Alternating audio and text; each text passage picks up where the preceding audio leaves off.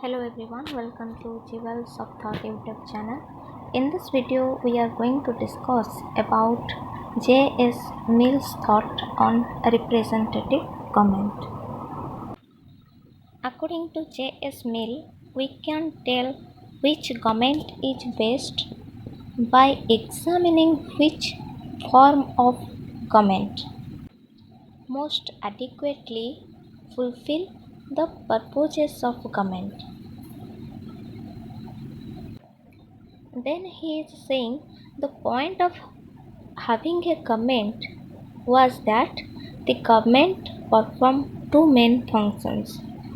First, it must use the existing qualities and skills of citizens for why?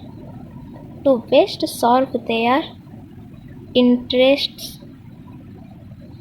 And then second main function is it must improve what? The moral, intellectual and active qualities of these citizens. Then he is differentiating between despotic government and the representative government. He is saying that despotic government may be able to fulfill the first purpose, but it will fail in the second purpose. But if we will talk about a representative government, this government fulfills all these two main functions. But how? By combining judiciously two principles, that is, the principle of participation and the principle of competence, so that they will combinedly help in protecting and educating the citizens.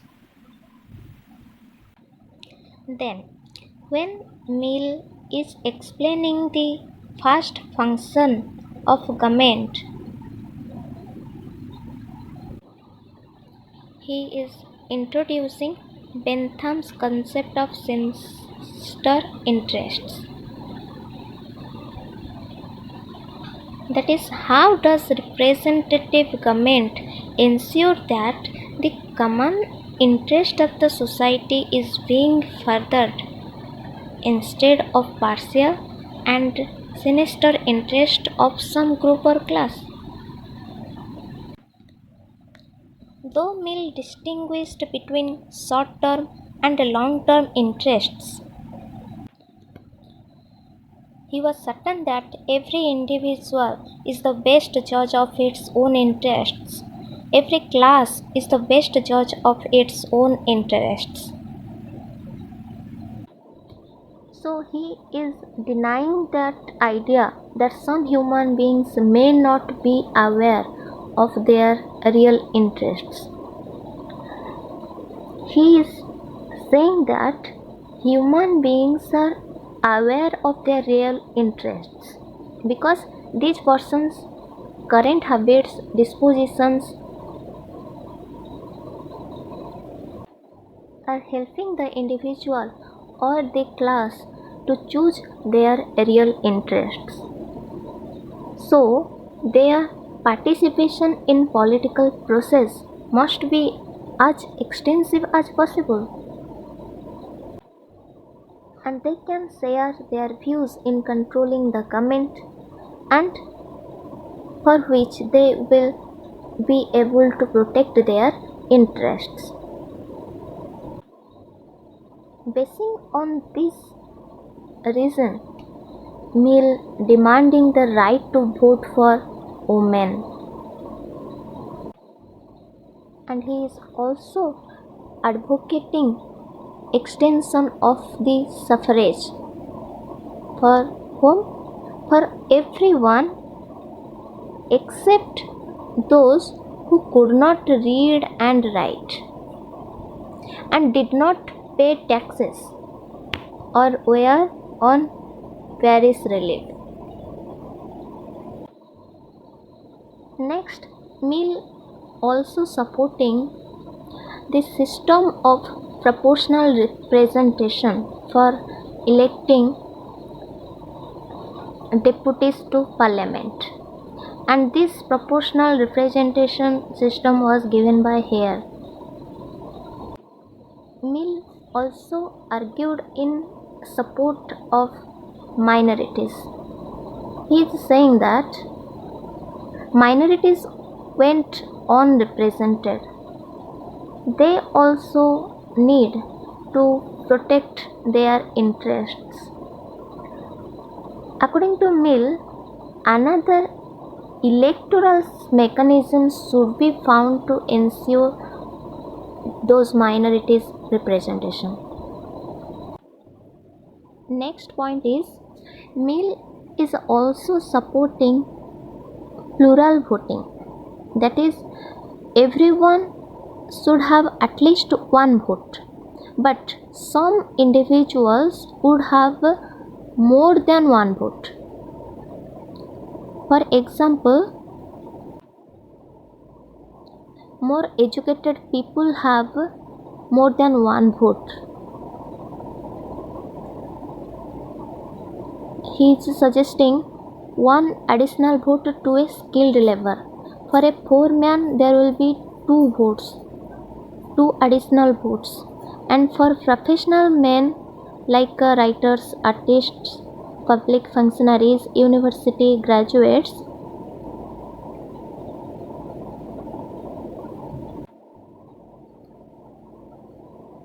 the number of votes can extend to 5. So one question is coming in our mind, that why did he want so? He wanted plural voting because he wanted to ensure a better caliber of deputies would be elected, and the poor's general interest should not hamper the quality of members of a parliament. Next, Mill also extended these two principles to other institutions of representative democracy, for example, representative assembly. Mill said this representative assembly must be a committee of grievances and a congress of opinions.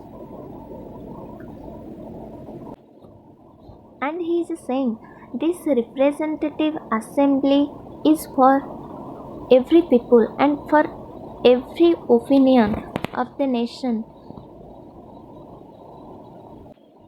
can get a chance to be voiced. And this body is not for the business of legislation and also is not for the business of administration. And this legislation part will be framed by codification commission, and this codification commission is made up of a few competent legal experts, and administration part will be in the hands of the bureaucracy. So this part represents the participation principle of Mill. Now let's talk about the instrumental competence, that is the principle of competence. Mill is saying instrumental competence is the ability to find the most efficient means to fulfill these above goals. So how many types of competence according to Mill is there? There is two kinds of competence. One is instrumental and the second one is moral. Instrumental competence is the ability to discover the best means to certain ends,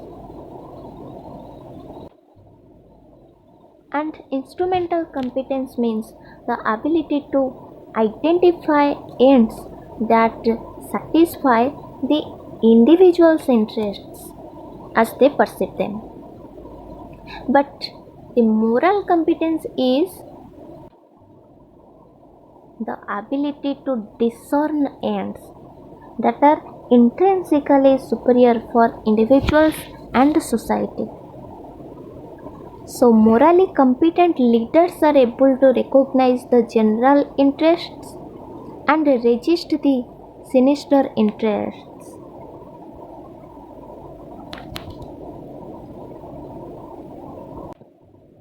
So, there will be no dwelling in the government and also no dwelling in the democratic majority.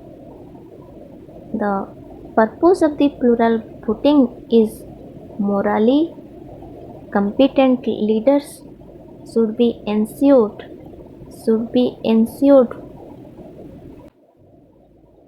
to got elected to the legislature. He is also proposing what should be the goal of the government to make the citizens more moral and more intellectual.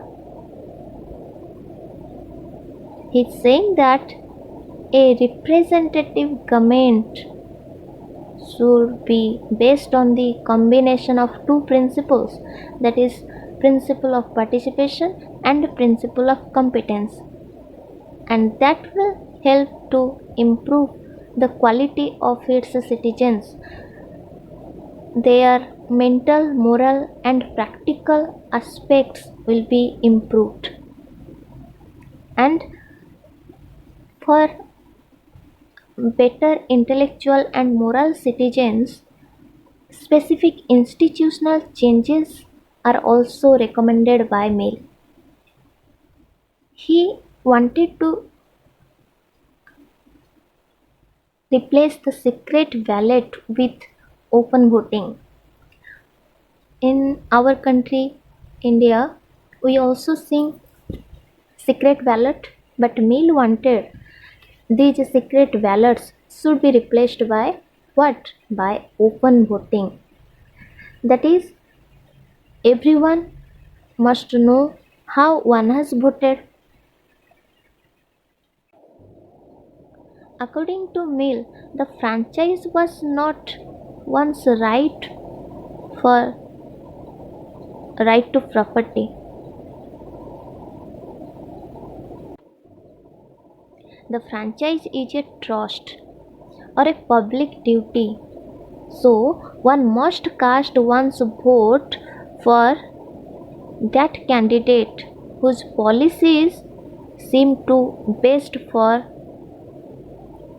the common interest of the citizens, and it is the need to justify one's vote to others that makes the vote an instrument of one's intellectual and moral growth. For this reason, he wanted the educated people should have plural votes. So, this is he explained how the principle of participation and the principle of competence combines to give the best result to ensure the improvement of the voting citizens. Representative government we find here scores over despotism. Mill is saying representative government is better than despotism. It is not because it better protects the given interests of citizens, but because it is able to improve these citizens. The citizens develop their capabilities, their moral and intellectual levels also increases. They participate well in government, and they vote after the thinking which is best candidate to fulfill their common interests, and they will actually participate in the local government and help the government to take decisions. So this participation is leavened by the principle of competence to ensure that political experience does have an educational effect. So we have discussed very well the representative government, how best according to Mill. I hope this video will be helpful to you. Thank you.